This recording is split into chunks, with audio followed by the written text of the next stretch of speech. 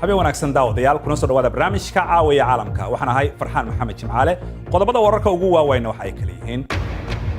dugsiyo quraan oo si xun dadka ula dhaqma waxaanu u socdaalnay waqooyiga Nigeria halkaasi oo dhibaato baahsan ay ka jirto qodobada kale ee ku jira caawiya caalamkana waxa kamid ah hal qof ayaa la xiray waxaana booliiska Mareykanku ay heleen waxyaabo badan oo laga shakiyay oo loo diray siyaasiyiinta ugu caansan ee ka soo horjeeda madaxweyne Trump iyadoo xal loo raadinayo qaaca iyo wasaqda hawada lagu sii daayo ayaa Nairobi waxa laga bilaabay baabuur tagaasi ah oo ku shaqeynaya electriga toddobaadkan iyo Clickna waxaanu idin haynaa robotkan yar ee duulaya oo qaadi kara 40 jeer culayskiisa alaab ka badan kala soco BBC News Somali telefishinka raadiyaha online-ka iyo baraha bulshada halkani waa London barnaamijkuna waa caawa iyo caalamka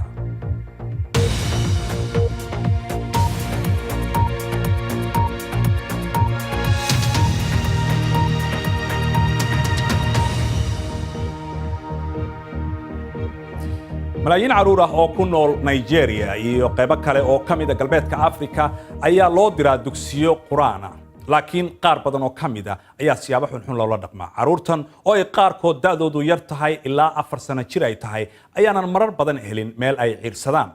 ma jirto tiro sugan oo lagu qiyaasi karo ardayda dugsiyada noocan dhigta dalka Nigeria laakiin waxa lagu sheegaa ilaa 8 milyan arrinkan ayaa si weyn ugu faafay dhinaca waqooyiga ee wadanka Nigeria dadaalo loogu jiro in dugsiyadan lagu dhex daro oo qayb ay ka noqdaan nidaamka waxbarashada ee caadiga ah ee dalkana kama muuqdaan natiijooyin yididiila leh wariyaha BBC-da Isxaaq Khalid ayaa booqday gobolka Gombe si uu u eego xaaladda halkaasi Maxamed Xaraare ayaa faafinaya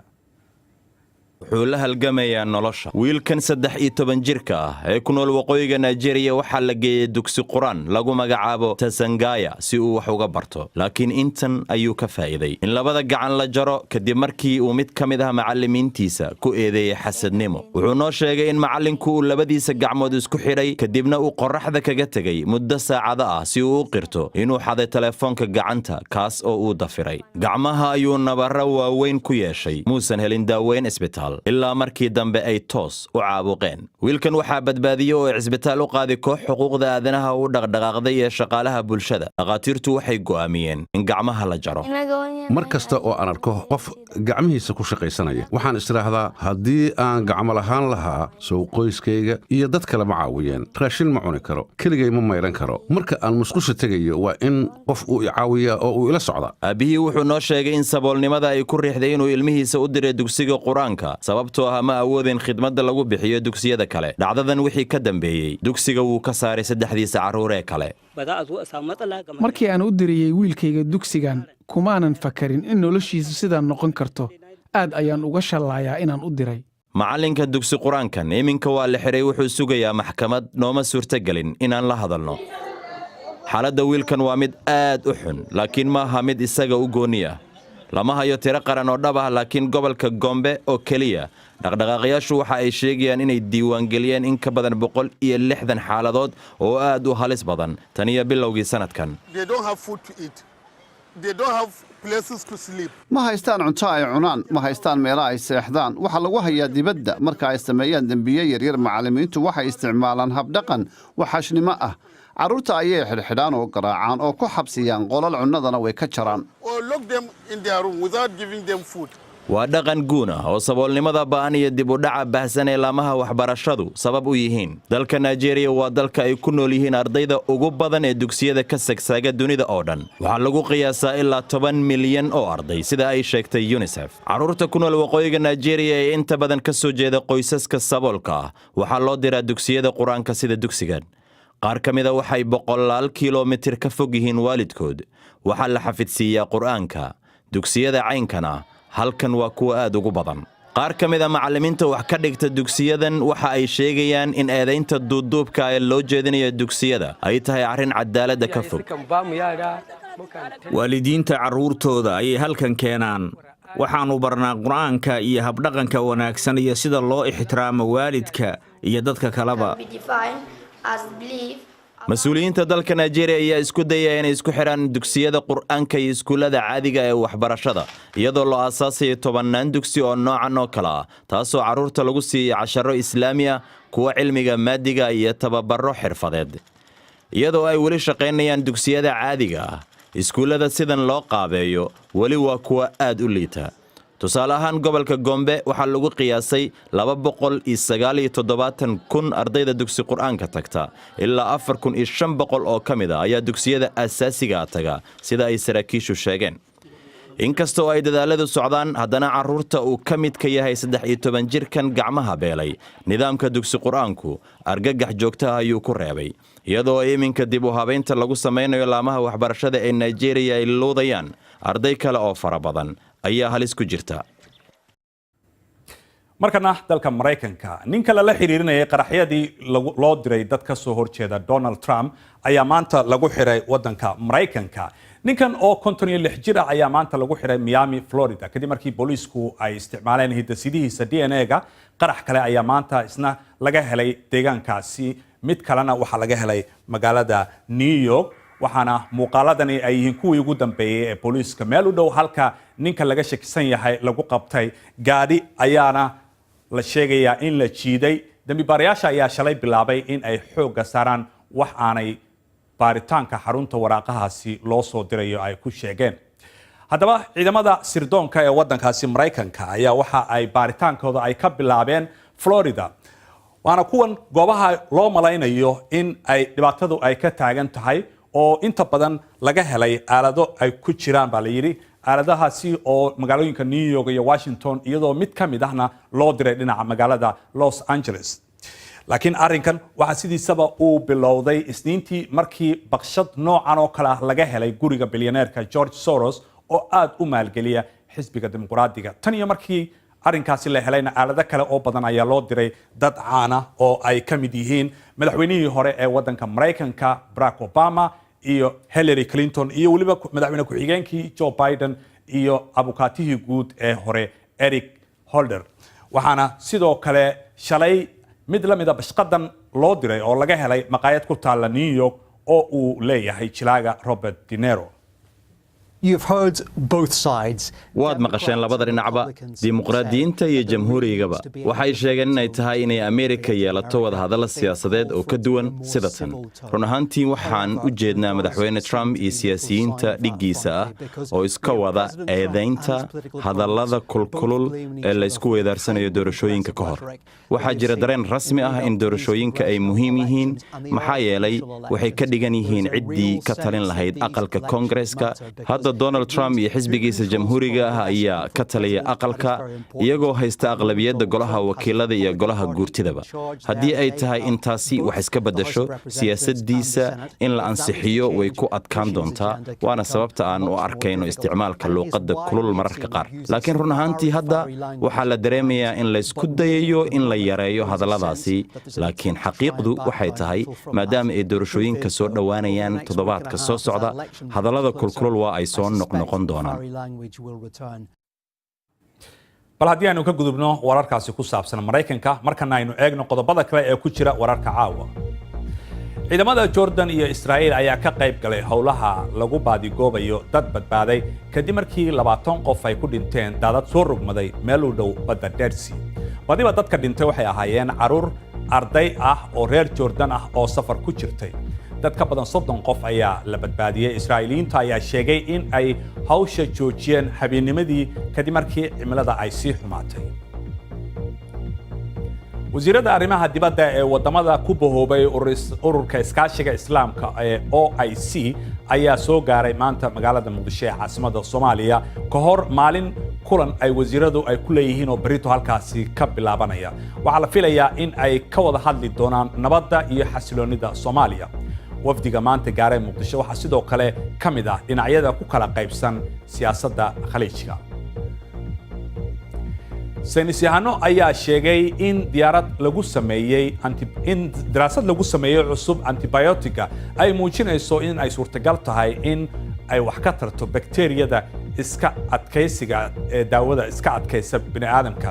daroogadan cusub oo loo bixiyey Cefiderocol ayaa waxaa lagu tijaabiyey bukaan qaba caabuqa kaadida 15 wadan. Daawadan ayaa gaaraysa unugyada bakteeriyada oo dhammaanba dilaysa.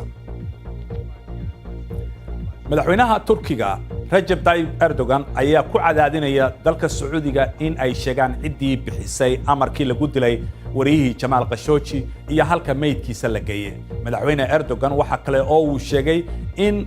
madaxa xeer ilaalinta Sacuudiga uu maalinta Axadda u iman doono Istanbul si uu kiiska ugala xaajoodo dhigiisa Turkiga. dhinaca kalena wiilkii curadka saxafiga la dilay oo loo diidanaa in Sacuudiga uu ka baxo ayaa gaaray wadanka Mareykanka. Mr. Khashoggi ayaa la waayay in ku dhow hadda bil kadib markii uu booqday qunsuliyadda Sacuudiga uu ku leeyahay magaalada Istanbul ee wadanka Turkiga. mar walba waxaad nagala socon kartaan bogayaga BBC Somali Facebook. fadlan waxaad raadisaa BBC News Somali halkaasi oo aad ka heli doonto muuqaallo falanqayn dheeraad ah iyo weliba wararka ugu waaweyn. si aad u hesho wararkii ugu dambeeyay ee Soomaaliya caalamkaba nagala soco BBC Somali Twitter iyo weliba BBC Somali Instagram.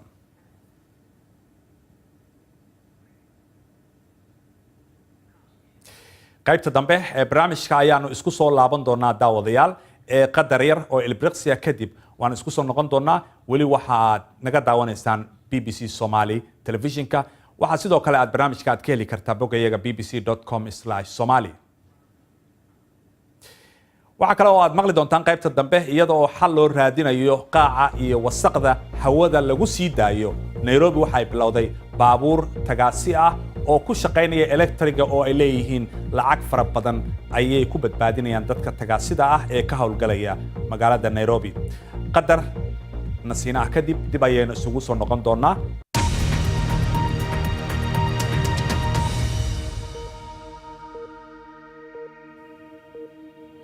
weli waxaad daawanaysaan caawiya caalamka. waxaan ahay Farxaan Maxamed Jimcaale bal aan xasuusiyo qodobada wararka ugu waaweyn caawa. dugsiyo quraan oo si xun dadka ula dhaqma. waxaanu u socdaalnay waqooyiga Nigeria halkaasi oo dhibaato baahsan ay ka jirto. hal qof ayaa la xiray waxaana ciidamada booliiska Mareykanku ay sheegeen inay heleen waxyaabo badan oo looga shakiyay in loo diray siyaasiyiinta ugu caansan ee ka soo horjeeda madaxweynaha wadanka Trump. dowladda UK ayaa raaligelin siisay dadka sida khaldan loogu sheegay in ay DNA ay ku cadeeyaan xaq ay u leeyihiin in dalka ay deganaadaan. wasiirka UK mas'uulka ka ah socdaalka Sajid Javid ayaa waxa uu sheegay qaar ka mid ah qaraabada dad u dhashay Afghanistan oo dowladda UK u shaqaynayay in ayaga iyo dadka Gargaska la yiraahdo ay ka mid ahaayeen 400 oo qof oo dhawaan ay saameysay. Cusmaan Cabdi Xasan ayaa noo faahfaahinaya. waxa uu ku dhashay kuna koray Britain xitaa baasaboorka UK ayuu haystaa balse Andrew Tanis aabihii waxaa laga waday hooyadii oo Vietnam u dhalatay kadib markii uu diiday caddayn hidde-side inuu wiilkiisii dhalay ah siiyo wasaaradda arrimaha gudaha oo si qalad u weydiisatay. Andrew durbaba wuxuu noqday qof aan dal lahayn. ma garanaysid halka aad ka tirsan tahay dhabtii way i welwelisay oo i wareerisay. waraaqo boqolaal oo rasmi ah ayaa 3 sane u dambeeyay la diray iyagoo aan sharci ahayn oo lagu weydiisanayo in waalidnimadooda ku caddeeyaan hidde-side. wejigabax kale ayay ku tahay UK.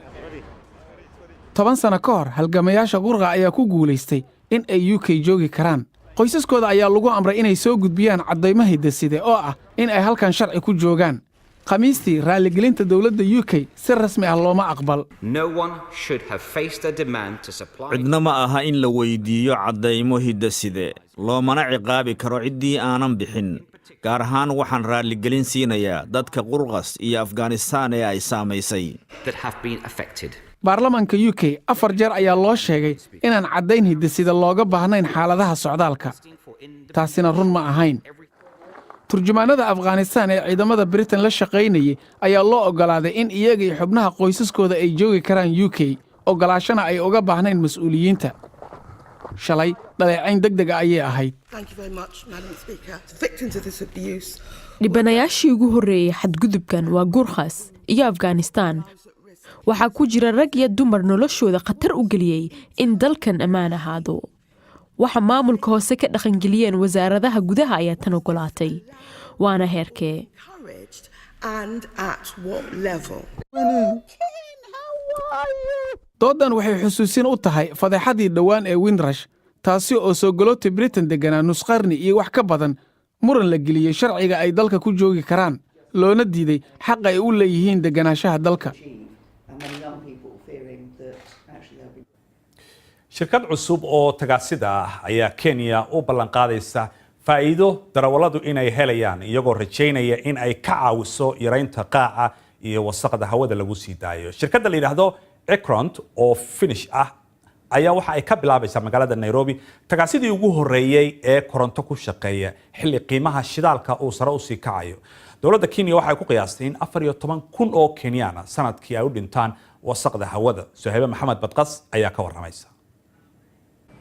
meel Akson ayaa si qunyar socod ah u soo gaaray rugta laga kaari ka qaato ee suuqa weyn ee laga dukaamaysto ee Two Rivers ee magaalada Nairobi. gaarigan ku shaqeeya korontadana ma lahan wax matoor ah, sidaa darteed ma jiro guux iyo xiin intaba.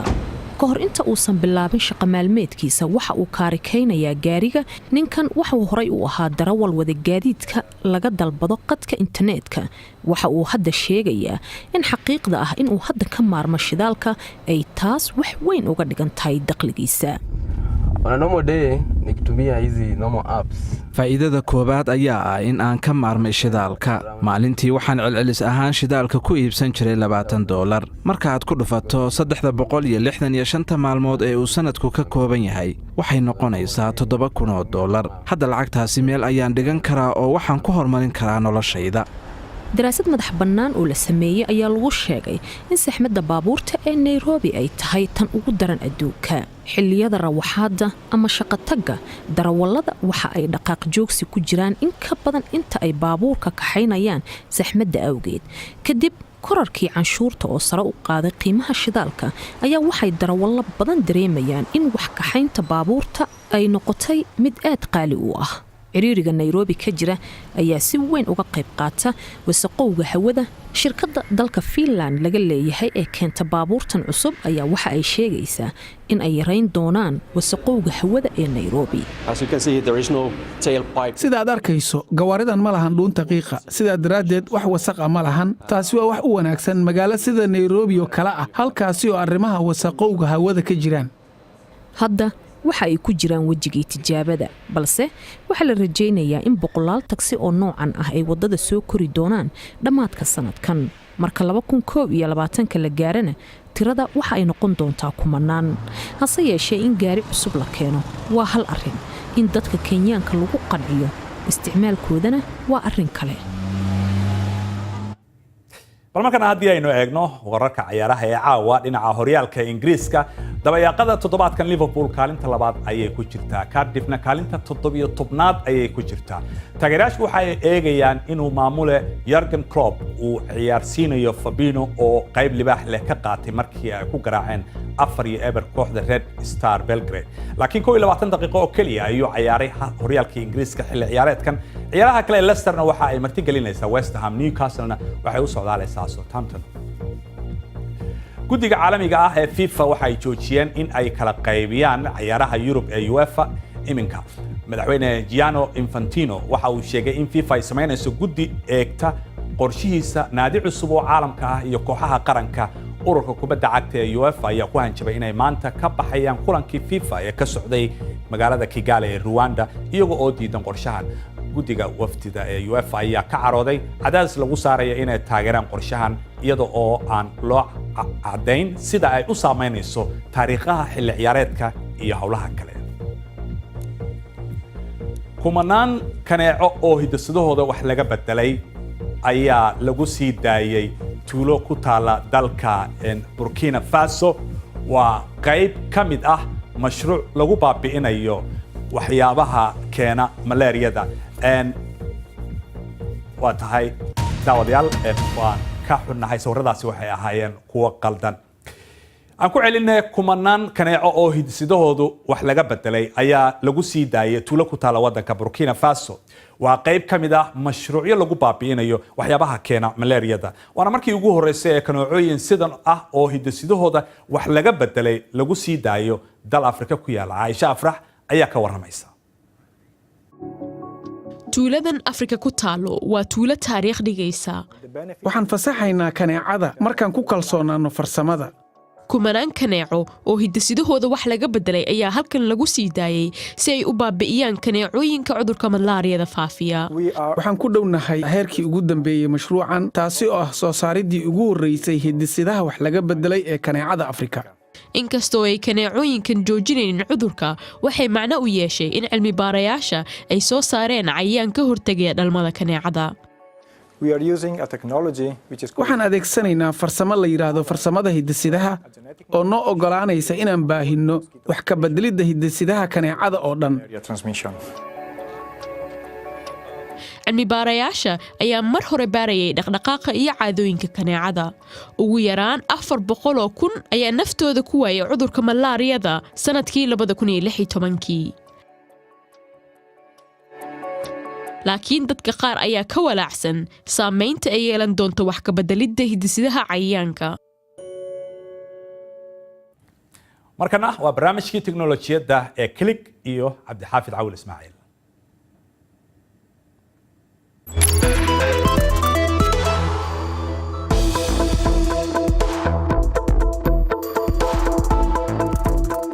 muuqaalkan cajiibka ah waxaa lagu qaaday kamara diiraddeeda laga sameeyey baraf sawir qaaduhu waxa uu tegey Iceland si uu u helo baraf badhax tiran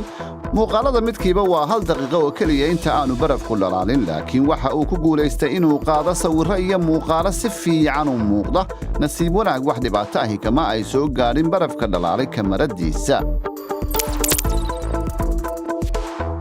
markii ugu horeysay caalamka diyaaradan lahayn duuliye ayaa qaaday dhiig wakhtigii safarku qaadan jiray ayaa dhinmay marka lagu qaaday dhiigii xubnaha kale ee muhiimka ah ee jidhka heer kulaylka ayaa la maarayn karaa tijaabo la sameeyeyna 80 daqiiqo ayaa hore loo mariyey wakhtigii caadiyan safarkaasi qaadan jiray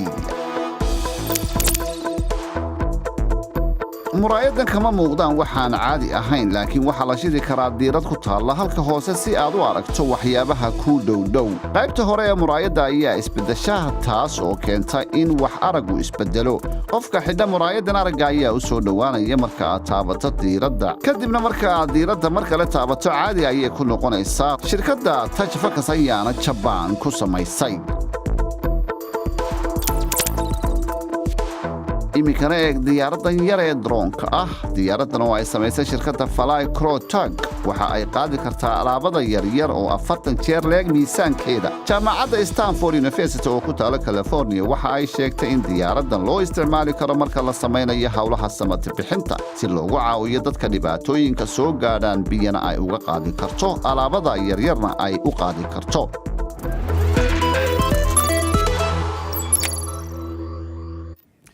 ugu dambeyntiina waxaan idinkaga tegaynaa sawiradan qof isku qaaday saraha dhaadheer ee magaalada tan London ninkan oo la yiraahdo Spider-Man-kii Faransiiska waxa uu sameynayaa fuulitaan uu fuulayo mid ka mid ah saraha ugu dhaadheer London Alien Robert ayaa fuulay dhismahaasi oo dhererkiisu yahay 202 mitir isagoo oo aan wadan xarko ama biraha lagu qabsado darbiyada laakiin muddo dambe aan fuuli doono sababtoo ah waxa lagu soo oogay dacwad ah in uu dhibaato shacabka u keenay inta ayaan ku soo gabagabaynaynaa barnaamijkeennii caawa waad ku mahadsantihiin daawadayaal inta aanu mar kale dib u kulmayno habeenka isniinta waxaan idinkaga tegaynaa sidaa iyo habeen wanaagsan